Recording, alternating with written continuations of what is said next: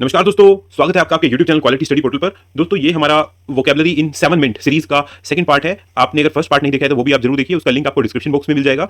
दोस्तों English vocabulary आपसे दो ही चीजें मांगती है, एक है आपकी कंसिस्टेंसी और दूसरा है आपका रिवीजन। आप कंसिस्टेंटली डेली, मैं कहूंगा सिर्फ 10 मिनट दीजिए, 7 मिनट आप नया कुछ पढ़िए और 3 मिनट आप डेली रिवीजन कीजिए जो आपने पिछला पढ़ा हुआ है। देखिए कैसे आप अपने आने वाले एग्जाम में इंग्लिश वोकैबुलरी को बिल्कुल फोड़ के आएंगे। दोस्तों आपको ये नहीं सोचना कि मैं कितने वर्ड याद कर लूंगा कितने नहीं, कुछ ना से तो 5 वर्ड याद करना भी ठीक है। और अगर आप देखेंगे तो 2 महीने में, 3 महीने में, 4 महीने में आपकी वोकैबुलरी बिल्डअप होनी स्टार्ट हो जाएगी और एक बार आपको कॉन्फिडेंस आने लग गया और आपको रूट वर्ड्स समझ में आने लगे तो आपको बहुत ही इजीली आप फिर जो पहले आप डेली के 5 वर्ड करते थे वही आप डेली के 15 से 25-30 वर्ड भी आप इजीली कर पाएंगे।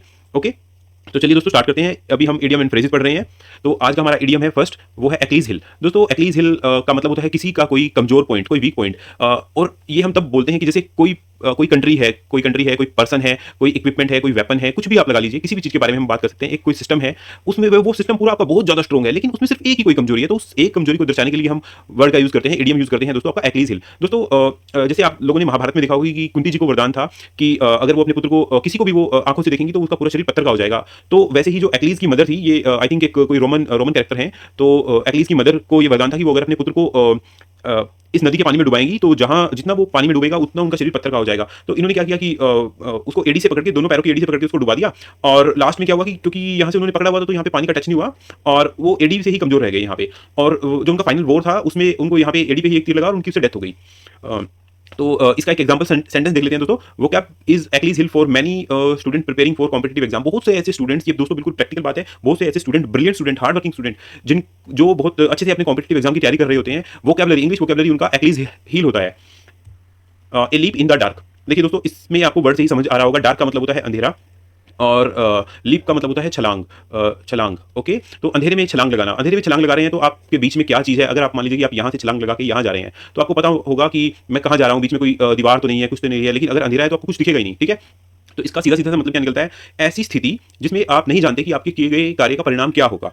Situation in which you do not know what the result of your action will be. Okay, कि आपने बस काम कर दिया, आपने एक्शन ले लिया, लेकिन आपको सिचुएशन का कुछ पता नहीं है, आसपास का एनवायरनमेंट क्या है क्या नहीं है वो आपको कुछ नहीं पता है, बस आपने जंप मार दी इधर से उधर, आपको ये भी नहीं पता कि कितनी दूर पे आपकी मंजिल है क्या है। तो इसको इस टाइप की सिचुएशन को बोलते हैं a leap in the dark. Okay, some investors take a leap in dark in stock market. दोस्तों ये आप लोगों ने, आपके आसपास भी कोई ना कोई ऐसा पर्सन जरूर होगा जो शेयर मार्केट में पैसे लगाता होगा। और बहुत सारे जो लोग होते हैं उनको कुछ दाएं बाएं से कुछ भी थोड़ी बहुत इन्फॉर्मेशन मिल गई या नहीं भी मिली, कुछ भी मन में आया तो ऐसे ही उन्होंने पैसे लगा दिए, सट्टा लगा दिया, दाव खेल लिया, उसको बोलते हैं हम a leap in the dark. Okay, a sore point with. दोस्तों ए सोर पॉइंट विद का मतलब क्या होता है, सोर का मतलब होता है दुखना, किसी चीज का दुखना, दर्द से भरा हुआ कोई चीज, ठीक है।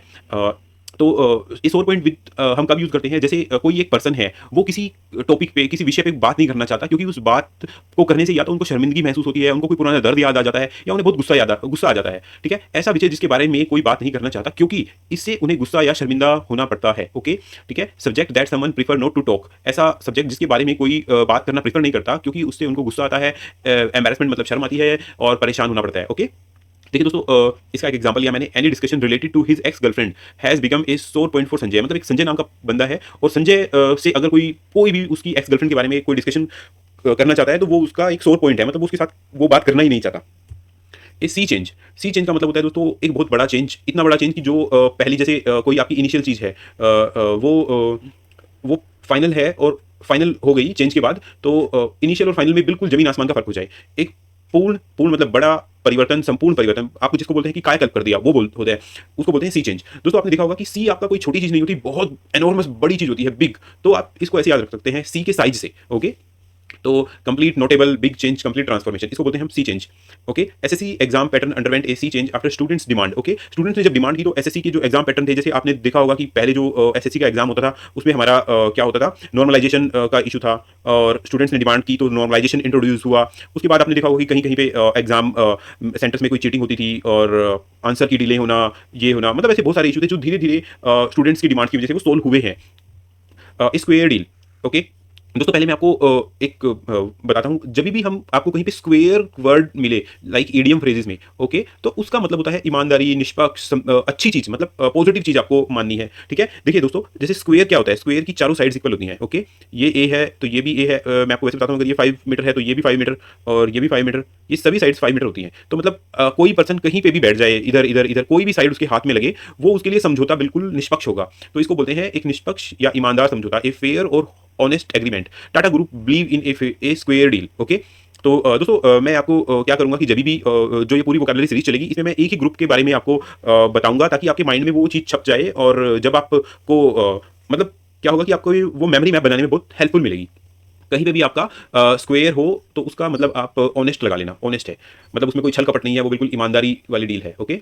ओके, तो देखिए दोस्तों, ये एक स्क्वेयर टेबल है, और इसके पास इसकी दोनों साइड्स पर एक इधर और इधर लेडीज बैठी हुई हैं। तो ये दर्शाता है कि दोनों का पक्ष इक्वल है, ठीक है। ए स्टैंडिंग जोक, ओके दोस्तों जोक का मतलब आपको पता ही है, कोई मजाक का विषय। और स्टैंडिंग का क्या मतलब होता है कि मतलब लंबे समय तक, ओके।